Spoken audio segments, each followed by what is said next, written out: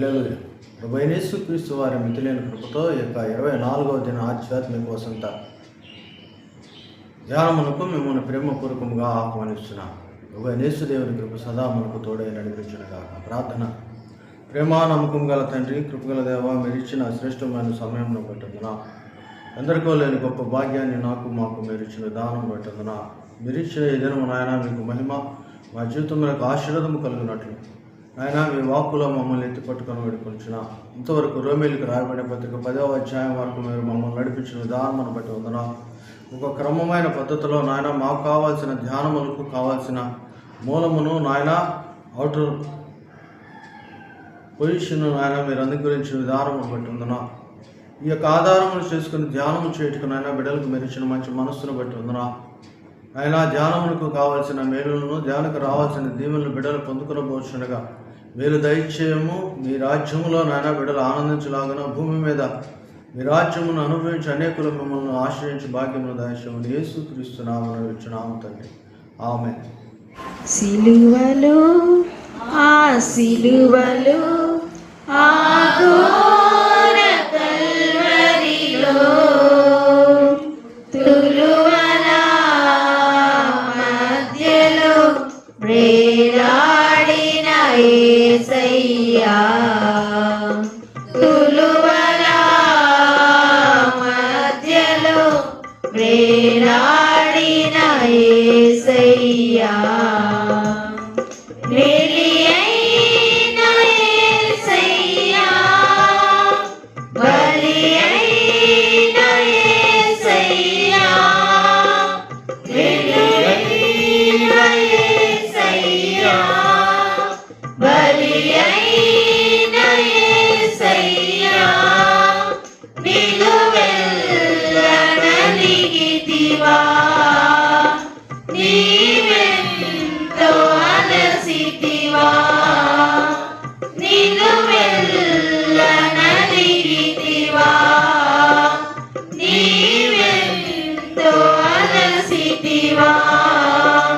సిలువలో ఆ సిలువలో ఆ ఘోర కల్వరిలో తులువల మధ్యలో వేలాడిన యేసయ్యా, తులువల మధ్యలో వేలాడిన యేసయ్యా, నేరము చేయని నీవు ఈ ఘోర పాపి కొరకు భారమైన సిలువ మోయలేక మోసావు. నేరము చేయని నీవు ఈ ఘోర పాపి కొరకు భారమైన సిలువ మోయలేక మోసావు. కొరడాలు చెల్లని చీల్చెని నీ సుందర దేహమునే, కొరడాలు చెల్లని చీల్చెని నీ సుందర దేహమునే, తడిపెను నీ తనువునే రుధిరంబుదారలు, తడిపెను నీ తనువునే రుధిరంబుదారలు, వెలియైన యేసయ్యా, బలియైన యేసయ్యా, వెలియైన యేసయ్యా, బలియైన యేసయ్యా, నిలువెల్ల నలిగితివా, నీవెంతో అలసితివా, నిలువెల్ల నలిగితివా, నీవెంతో అలసితివా.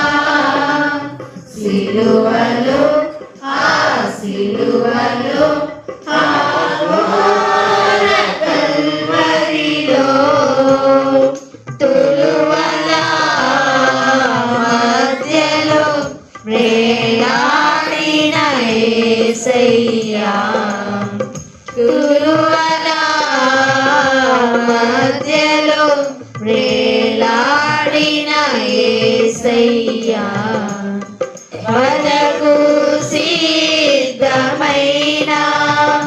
గొర్రె పిల్ల ఓలే మోమున ఉమ్మివేయ మౌనివైనావే వదకు సిద్ధమైన గొర్రె పిల్ల ఓలే మోమున ఉమ్మివేయ మౌనివైనావే దూషించి అపహసించి హింసించిన నిన్ను దూషించి అపహసించి హింసించిన నిన్ను ఊహకు అందదు నీ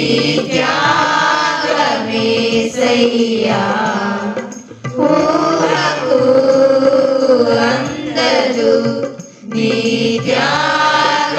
త్యాగమేసయ్యా బలియైన యేసయ్యా బలియైన యేసయ్యా బలియైన యేసయ్యా బలియైన యేసయ్యా నిలువెల్ల నలిగితివా నీవెంతో అలసితివా నిలువెల్ల నలిగితివా నీవెంతో అలసితివా సిలువలో ఆ సిలువలో ఆ ఘోర కల్వరిలో తులువల మధ్యలో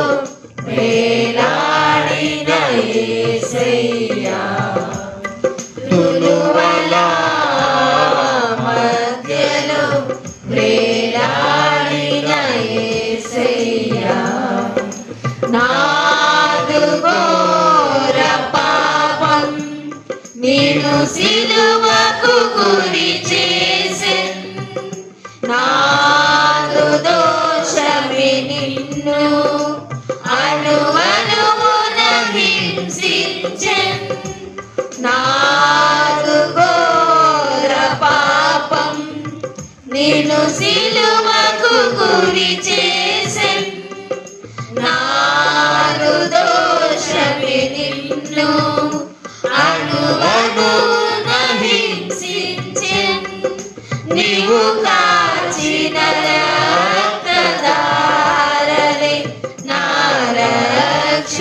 రక్షణాధారం నీవు కాచిన రక్తధారలే నా రక్షణాధారం సిలువను చేరన్ విరిగిన హృదయముతోను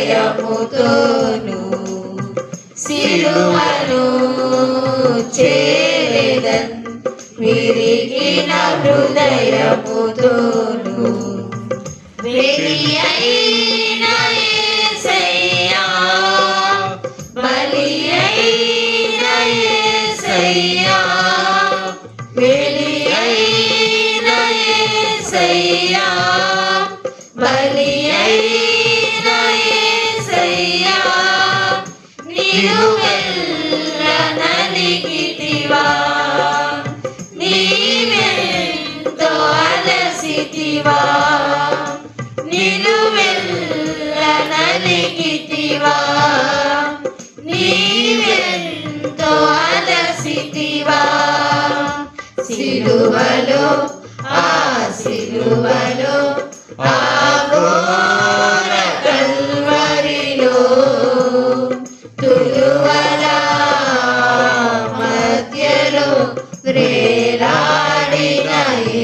యేసయ్యా తులువల మధ్యలో వేలాడిన యేసయ్యా. నేటి వాగ్దానముగా నేటి వాక్య భాగముగా రోమీయులకు రాయబడిన పత్రిక 11వ అధ్యాయాన్ని ధ్యానం చూసుకుందాం. 24వ దిన ఆధ్యాత్మిక వసంతమునకు ఫలభరితమైన జీవితం ప్రభువులో జీవించలాగున ప్రభు మనల్ని కృపతో నడిపించునుగాక. చూడండి, రోమీయులకు రాయబడిన పత్రిక 11వ అధ్యాయం నిన్నటి దినం మనం చూసాం.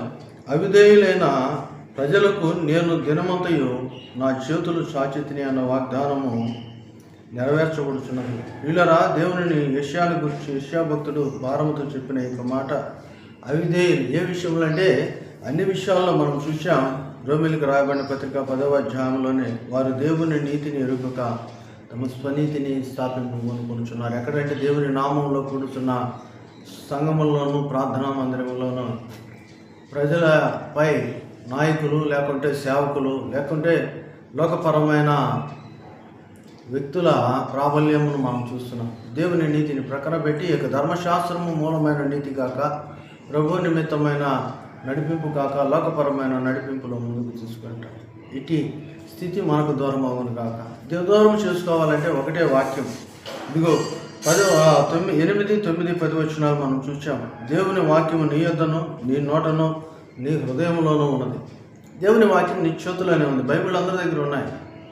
లేదు సెల్ ఫోన్లోనో టీవీలోనో వాక్యం అందరికీ వస్తుంది. వాక్యం నీ చేతికి అందుబాటులో ఉంది, చేతిలో ఉంది. ఇది నీ నోట్లో ఉంది అంటే నీకు తెలిసింది, మాట్లాడుతున్నావు, దీని గురించి చర్చిస్తున్నావు. కానీ నీ హృదయంలో ఇది ఎలా ఉన్నది? హృదయంలో ఎలా ఉన్నది? వాక్యం స్పష్టం. ఇదిగో నీ వాక్యము నీ యొద్దను నీ నోటను నీ హృదయమును ఉన్నది. అది మేము ప్రకటించు విశ్వాసము కనుక ప్రియ సహోదరుడా, ప్రకటించుచున్నారు, ప్రార్థన చేయుచున్నారు. అది ఏ సేవకుడైనా కానీ ఏ విధముగానైనా కక్ష చేతనైనాను నిశ్చేతనను సమయమందును అసమయమందున యూదులకేమి గ్రీసు దేశస్తులకేమి అన్యజనులకేమి ప్రతి ఒక్కరికి భూమి మీద ఉన్న ఏ భాష వారికైనాను ఏ స్థితిలో ఉన్న వారికైనాను ఏ వయసు వారికైనాను ఏ యొక్క పరిస్థితుల్లో ఉన్న వారికైనాను వాక్యం ఉంటుంది. కానీ వాక్య ప్రకారం నువ్వు నడుస్తున్నావా లేదు నీవు పరిశీలన చేసుకో. ఎలా అనగా లోబడనలని ప్రజల కొరకు అనగా అవిధేయులైన బిడ్డల కొరకు దినమంతా నేను చేతులు చాచి ఉన్నానని ప్రభు చాలిస్తున్నాడు. అంతేకాదు నన్ను వెతకని వారికి నేను దొరికి తిని నన్ను విచారింపని వాని ప్రత్యక్షమైతే అని కూడా ఆయన గట్టిగా మాట్లాడుతున్నాడు. నన్ను వెతకపోయినా నేను వారికి దొరికాను. ఎలాగైనా నా సొంత ప్రజలను నేను విడిచిపెట్టుకోలేకపోయాను. యాకోబుకు చేసిన వాగ్దానాన్ని బట్టి యాకోబు విశ్వాసం నుంచి మారి అబ్రహాముగా యాకోబు ఇశ్రాయేలుగా మారిన విధానాన్ని బట్టి నేను యాకోబుకి ఇచ్చిన వాగ్దానమును బట్టి యాకోబులో ఉన్న మార్పును బట్టి నేను ఇచ్చిన వాగ్దానాన్ని నెరవేర్చుకుంటూ వచ్చాను. మీరు వెతకకపోయినాను నేను మీకు దొరికాను. నా యొద్ద మీరు విచారించకపోయినాను నేను తెలియచేశాను కదండి. లోకంలో కూడా ఒక సామెతను సలహా ఉచితంగా ఇవ్వకూడదు, మార్గం ఉచితంగా చూపించకూడదు. ఉచితంగా చేసే సలహా కానీ మార్గం కానీ అది పాటించరు. రెండవది పాటించకపోగా వారు విలువ కట్టలేదని నీ కోపం వస్తుంది, నిన్ను నువ్వు పాడు చేసుకుంటావు. జాగ్రత్త. విలువైన నీ జీవితాన్ని ఉచితంగా ఇచ్చుట అనగా ప్రభు మార్గం ఉచితమే కానీ రక్షణ ఉచితమే కానీ రక్షణ ఆనందం ఉచితం కాదు. నువ్వు పడాలి ప్రయాసం, నువ్వు ప్రభు కొరకు శ్రమను అనుభవించాలి, నువ్వు ప్రభు కొరకు నీతిగా నిజాయితీగా జీవించాలి, నీతి రాజు అయిన యేసు రాజును నీవు అనుకరించాలి, నీతిలో నువ్వు కట్టబడాలని వాక్యం స్పష్టం. అందుకే ఇక్కడ 11వ అధ్యాయం రోమీయులకు రాయబడిన పత్రిక 11వ అధ్యాయంలో అలాగైన ఎడల నేను అడుగున్నదేమనగా దేవుడు తన ప్రజలను విసర్జించినా కాదండి, విసర్జించలేదు. ఆయన దినమెల్లా చేతులు చాచున్న వాడు ఎలా విసర్జించాడు? నేను కూడా ఇశ్రాయేలును అబ్రహాము సంతానమేళ్లను బెన్యామీను గోత్రమునందు పుట్టిన వాడను. ఎవరు? పౌలు గారు. బెన్యామీను గోత్రములో ఇశ్రాయేలు గోత్రములో మొదటిసారిగా ఇశ్రాయేలీలందరూ ఒక ఎత్తుగా ఉన్నారు. 11 గోత్రాలు ఈ యొక్క బెన్యామీను గోత్రం మీద తిరుగుబాటు కూడా జరిగింది. అనగా వీరిలో ఉన్న పాపమును బట్టి, వీరిలో ఉన్న అతిక్రమమును బట్టి, వీరిలో ఉన్న దారి తప్పిన విధానమును బట్టి. కానీ ఆ 11 గోత్రముల వారు దీనిని బట్టి మళ్ళీ పశ్చాత్తాపడుతున్నారు, బాధపడుతున్నారు. అనగా మా 12 గోత్రాల్లో ప్రభు ఏర్పరచుకున్న మాలో ఒకరిని మేము దూరం చేసుకున్నామే, వాళ్ళు ఎలా బతుకుతారు, వాళ్ళ భవిష్యత్తు ఏమిటండి? ఈరోజు నీతోటి ఉన్న వారికి ఇంత ఆలోచన నీకుంటే నిన్ను రూపించిన వాడు తన స్వరూపమును, తన స్వభావమును, తన పోలిక చొప్పున నిన్ను రూపించిన ఆ ప్రభువుకు నీ మీద భారం లేదా? ఆలోచించింది. ఈ ప్రభువును కలిగిన పౌలే అంటున్నాడు, నేను బెన్యామీను వాడిని, నేను కూడా ఇశ్రాయేలునే, ఇదిగో నా గోత్రము బెన్యామీను గోత్రము ముందు పుట్టిన వాడే కదా. ఇంత భారము కలిగిన ఈ యొక్క పౌలు భక్తుడు అందుకనే అంటాడు. ఇక్కడ మనం గమనించినట్లయితే మొదటి 8 అధ్యాయాలు వచ్చేసరికి 6వ అధ్యాయం దాకా ధర్మశాస్త్రమును వివరించాడు, ధర్మశాస్త్రములో దాగి ఉన్న ప్రభువుని వివరించాడు. 7, 8 అధ్యాయాలకు వచ్చేసరికి ధర్మశాస్త్ర ప్రకారం జీవించాలని చెప్తున్నాడు, ధర్మశాస్త్ర ఆకారం నీతి ఆకారమును జీవించాలని చెప్తున్నాడు.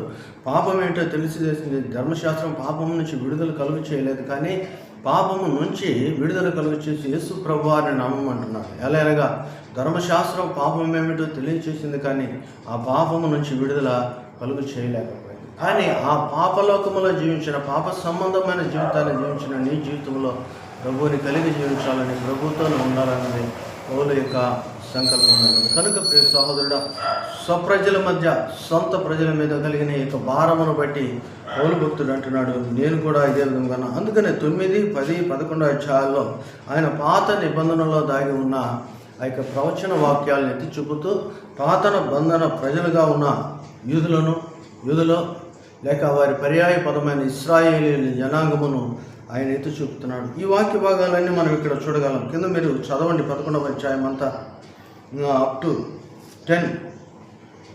అలానే ఆ చాప్టర్ మొత్తం అలానే ఉంటుంది.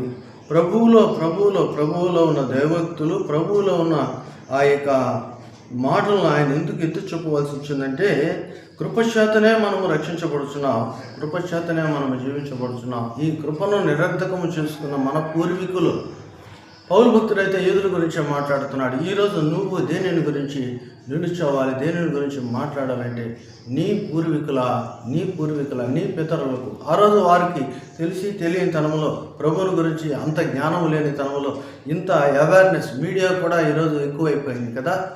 వద్దన్నా నీకు అందుబాటులో ఉండే స్థితికి దేవుని వాకు వచ్చింది. మరి నీకున్న తీర్పు ఏంటి, నీ పితరులకున్న తీర్పు ఏంటి ఒక్కసారి మీరు అక్కడ గమనించండి. కనుకనే ఇక్కడ అంటాడు 5వ వచనములో, అలాగుననే అప్పటి కాలమందు సైతము కృప యొక్క ఏర్పాటు చొప్పున శేషము మిగిలి ఉన్నది. ఇది చాలా ముఖ్యం. పాత నిబంధన కాలము కావచ్చు, యూదుల కాలము కావచ్చు, ఈరోజు యూదేతరుల కాలము కావచ్చు, దేవునికి అవిధేయులైన వారందరూ నిర్మూలమవుతుండగా వారిలో శేషము మిగులుచునే ఉన్నది. ఆ శేషమును దేవుడు పెద్ద చేస్తానంటాడు. మోషేతో కూడా పలుమార్లు ప్రభు చెప్పే మాట ఏమిటంటే, నువ్వు ప్రక్కగా ఈ ఇశ్రాయేలు ప్రజలందరూ నేను నిర్మూలన చేస్తాను, మరలా నీ నుంచి కొత్త జనాంగమును పుట్టిస్తాను, నా వాగ్దానం కాదు ప్రభువా, ఇందుకోసమే నా ఐగుప్తు నుంచి తెచ్చిందని మోషే బతిమలాడు. ప్రియులారా గమనించండి, ఎక్కడికి వెళ్ళినా ఈ శేషం ఒకటి ఉన్నది.